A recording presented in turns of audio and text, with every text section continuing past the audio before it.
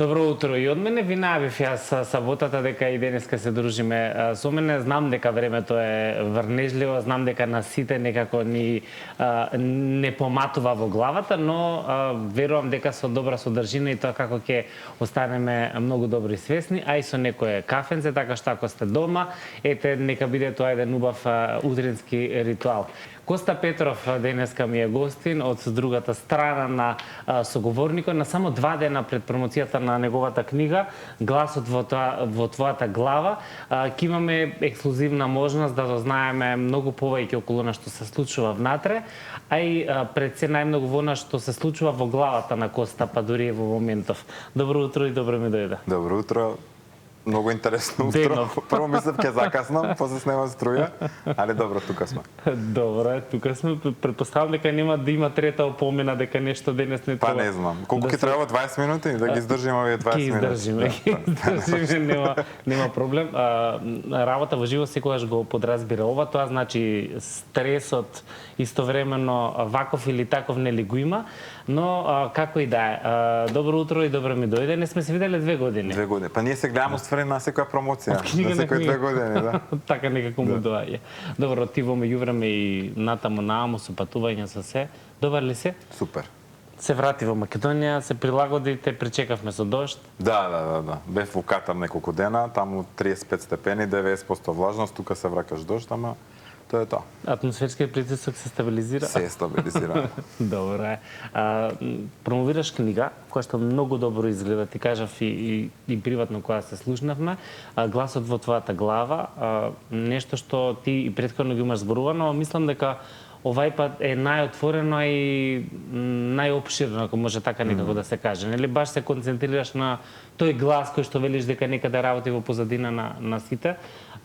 Колку книги треба за тој глас да добие онака целосна слика во јавноста?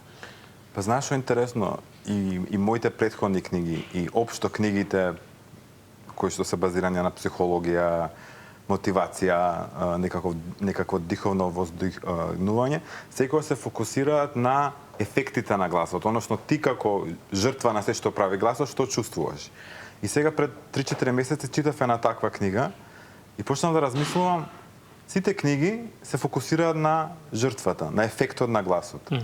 Што ако гласот има платформа, од негова страна тој да ја раскаже приказната? Како ќе звучи од негов аспект? Како ќе звучи од неговиот аспект? Бидејќи нели за да го победиш твојот опонент, треба многу добро да го познаваш. Така да всушност и книгата е напишана во тој стил.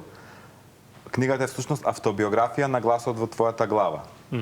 Како се развива низ вековите, како ги собира сите информации од мајката и таткот и бабата и дедот и сите што живееле пред тебе и како се вселува во твојата глава и како почнува да те контролира. АИ. Така некако. Па не е АИ, ова е помокне од АИ. Да, верувам дека е помокне. Тешко ли е да ги соочиш оние мислите, конфузијата во главата и тоа некако да го ставиш на хартија, бидејќи нели не е тоа сценарио во главата, постојано варира, нели постојано некаде те шета, те вози, те носи гласот.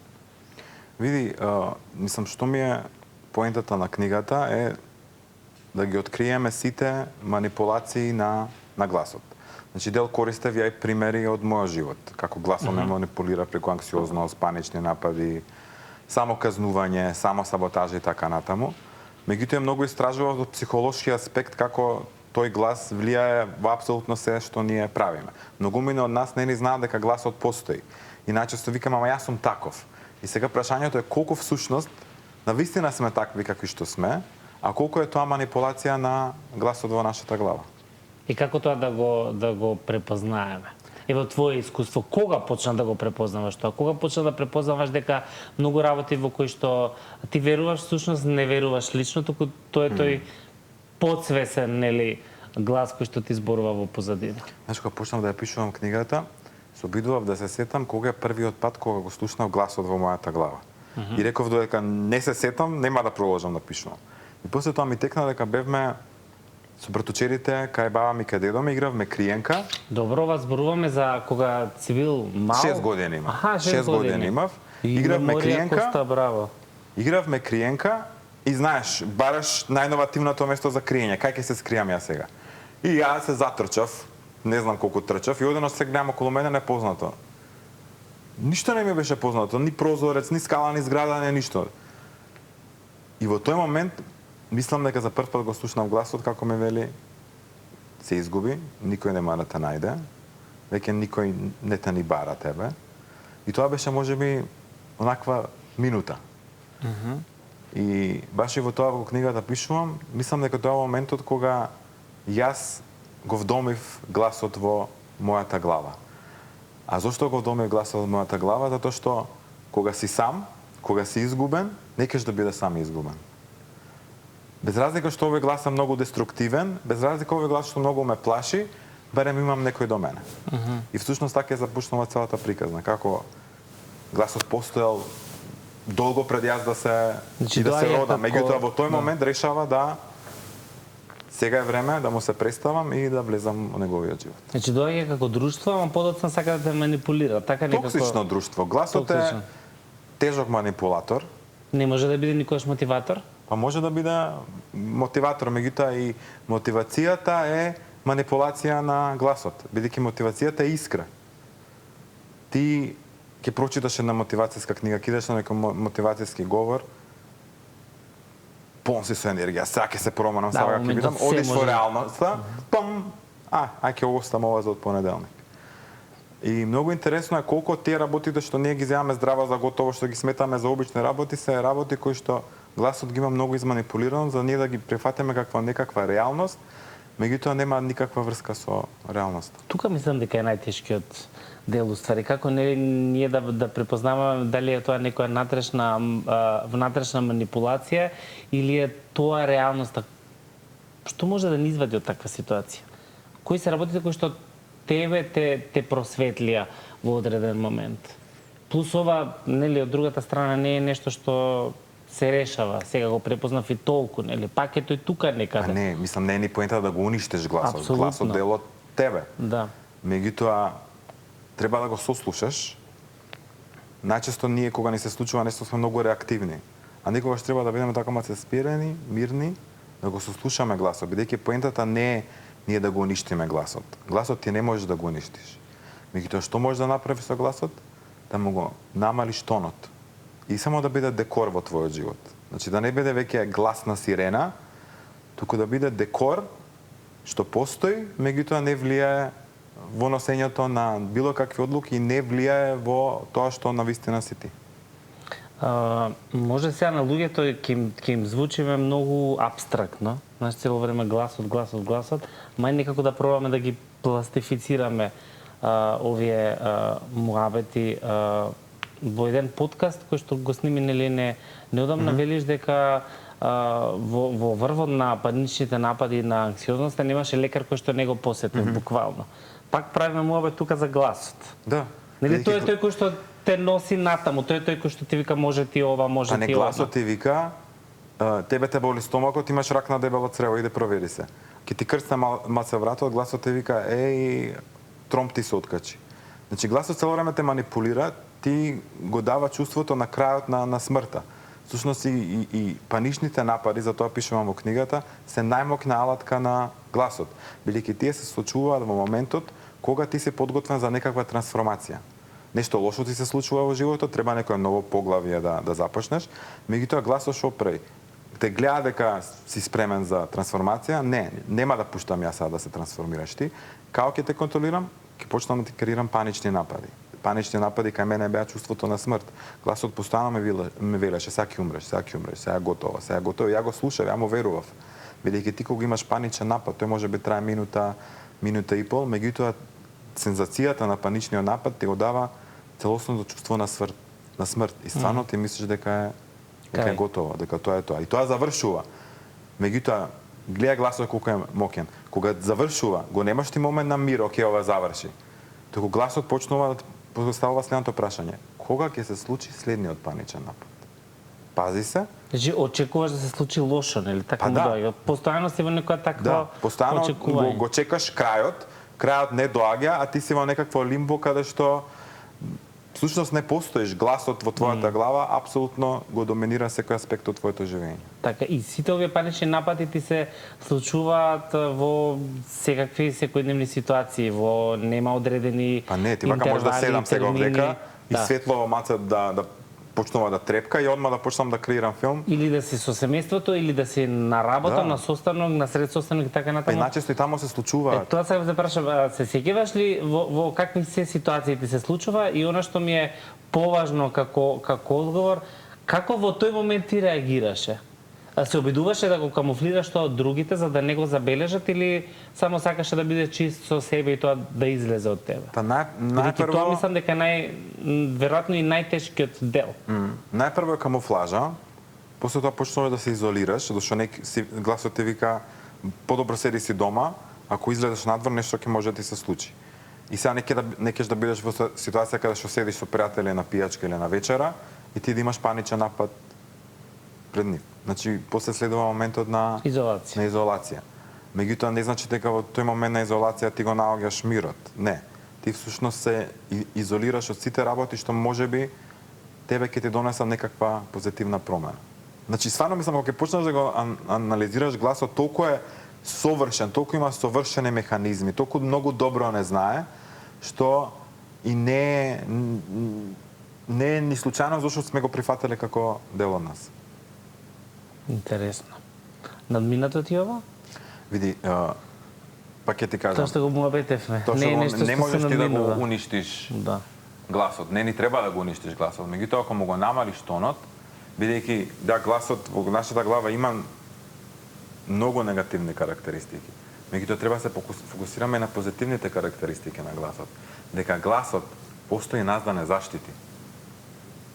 Ако ја гледаш историјата на човештвото, првобитната функција на гласот е да те заштити од опасност. Со тек на време како што ние се развиваме, така и гласот почнува од некој што те штити од опасност, се претвора во некој што не ти дозволува тебе да живее. Меѓутоа, ако ги пронајдеш тие позитивни карактеристики, гласот може да биде и многу мокно оружје за тебе, за прогрес во твојот живот, за надгледа и така натаму. Меѓутоа, баш книгава се фокусира на тој негативен аспект на контролирачкиот, манипулативниот, тој што не ни дозволува да одиме напред. Има интерес од луѓето уште пред да биде промовирана, бидејќи мислам дека многу се соочуваат со ваквите проблеми, посебно нели денеска. Многу се зборува за менталното здравје, што навистина е многу важно, зашто како велат, пола проблем е решен ако вие веќе сте свесни дека нешто ви се случува. Се поистоветуваат ли луѓето со твојата приказна? Колку има такви пораки, коментари, јавувања? Книгата е веќе 1 месец во предпродажба и е најпродавана на издавачкиот Центар 3. И коментарите кога читаат книгата, на сите се исти. Затоа што мене беше многу тешка за пишување, затоа што стварно влегуваш у најтемното твое и сите што ми го пишуваат истото. Многу е тешка за читање. Претходните книги ти ги читав во издив, оваа не можам да ја прочитам. Всушност и книгата така започнува. Значи, предговорот на книгата, гласот те вика, оваа книга не е за тебе. Затвори ја додека е време, затоа што кога ќе отвориш, ќе ги отвориш и најтемните делови од тебе. Ова е како забранетото јаболко, така некако му доаѓа. Да. Па всушност или не гледај позади, веднаш ти се насочуваш така испаѓа. Например, еден читател ме пише пред 3 дена, вика на 20 страна сум, се утепав од плачење, не можам да продолжам понатаму. Викам, темна е целата книга до крајот. На крајот се ќе ти се објасни, ќе ти се разјасни. Интересно. Свесен си за тој впечаток кој што го има луѓето, нели? Мислам и наменски веројатно одиш од тој по-хардкор момент. За? Во однос на книгата, во однос на приказната. Што видиш дека е тешка. Од старт е тешка, не може да се чита. Затоа што и самиот глас е тежок. Например, ја тебе ќе те прашам, што е најтемното нешто што ти го кажа тебе гласот во твојата глава? Што е? Сигурно е нешто многу темно, нели? Сигурно, да. Полно што го спомена и ти? Затоа што тоа е реалноста, гласот е темен. Ја не можам за гласот во нашата глава да напишам книга која што се ќе биде роза, овој сите сме срекни се надаму, затоа што викаат? најтемно е пред изгреј сонце. А тоа всушност е метафора за се што не се случува во животот. Најтешките проблеми, колку и да изгледаат тешко и колку да изгледаат дека не се решливи и дека тука е крајот, не носат до таа дестинација каде што ни се случува нас трансформација. Кој беше тој просветлувачки момент во твојот живот? Кога ти се случи таа трансформација, која што велиш од најтемното во изгреј сонце? Најверојатно во последниве 2 години. А мислам дека тоа има врска со тоа што напомнев 40 години и нели некако после 40 години многу работи ти се разбиструваат во главата. Тие работи што ти биле некаков интерен конфликт, веќе многу се спознаваш и себе си многу подобро, не се ни замараш многу со тоа што ќе кажат другите. Тоа 40 почнува? Па да. И Карл Јунг тоа го вика, дека всушност вистинскиот живот започнува после 40 години и стварно нешто се случува. И се разбиструва нешто во главата, каде што можеби имаш и соочување со смртноста и дека си веќе во некои средовечни години.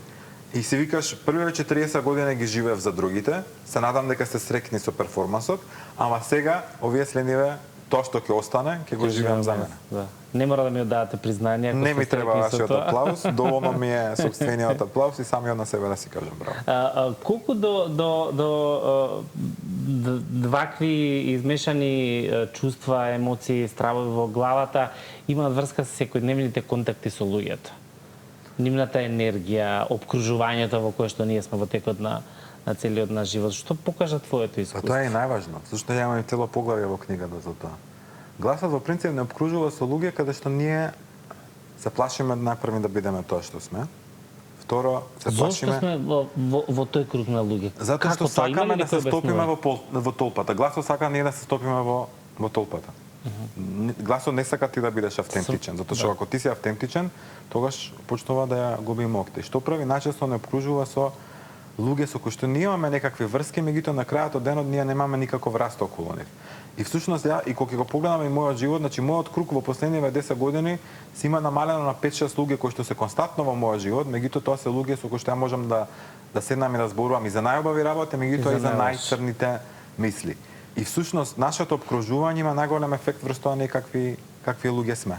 Затоа што ти ако не си во обкружување каде што можеш и да заплачеш, каде што можеш да кажеш и твојата најголема амбиција и најголемиот сон да не ти се смеат и да ти кажат да не се глупирај, сега ти тоа ќе го правиш.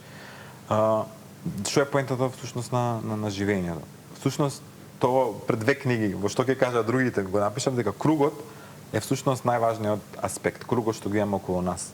Бидејќи не е дека не е важно што ќе кажат другите, туку важно е што ќе каже кругот во кој што ти се наоѓаш. Ама па веројатно зрелоста за бирање на тој круг си доаѓа со текот на искуството, нели тоа е она што не може да не научат, всушност треба да тој пат треба да се помине. Да, не ти доаѓа никој вака на послужавник повеле, еве ти го идеалниот кругот каде што ти ќе растеш и ќе бидеш среќен.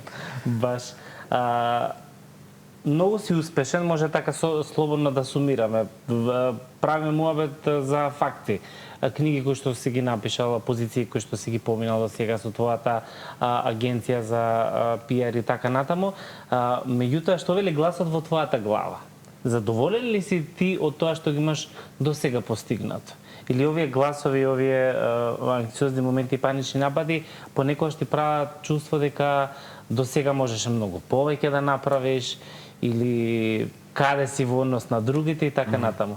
Пред 3 години да ми го поставаше прашањето, ќе ти го кажав тоа што гласот константно ми го велеше, дека ова не е доволно, дека ти можеш повеќе, види ги другите и така натаму. Меѓутоа, од денешно време мене гласот во мојата глава ми е на мјут. Така да ја сум не само што сум среќен каде што сум во животот, туку и видов на Инстаграм еден многу добар квот пред неколку дена, вели од секогаш сонував да бидам таму каде што сум сега. Аха, тоа е стварно убаво. Да. И тоа е стварно Тоа е стварно убаво. Тоа што го опишува мојот живот во моментот. Каде си сега? Кај тебе во студио. А освен кај мене, генерално во животот. После кидам на работа. Таму каде што треба да бидам. Да.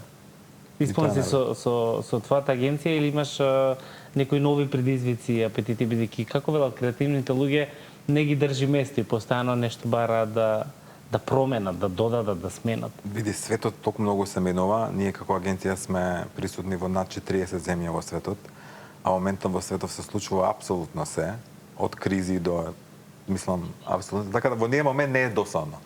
Во дијан момент не ми е досадно, секогаш се случува нешто интересно.